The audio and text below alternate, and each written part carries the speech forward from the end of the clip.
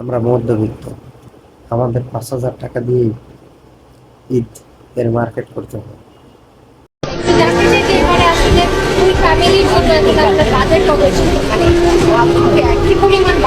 নিয়ে আসছি ৫,০০০ টাকা নিয়ে আসছি, দেখি সবার জন্য।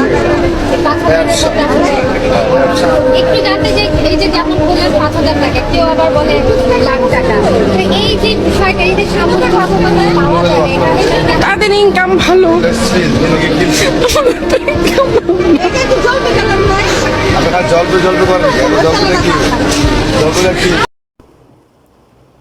এভাবে প্রশ্ন না করলেও পারতেন, সবার ইনকাম তো লক্ষ লক্ষ টাকা নয়।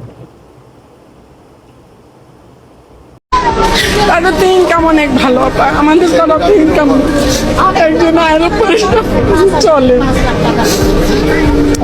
আমাদের যেরকম ইনকাম এরকমই করতে হবে, ছেলের জন্য, বাবার জন্য, নিজের জন্য, ভাগ্নে আছে, ভাই আছে।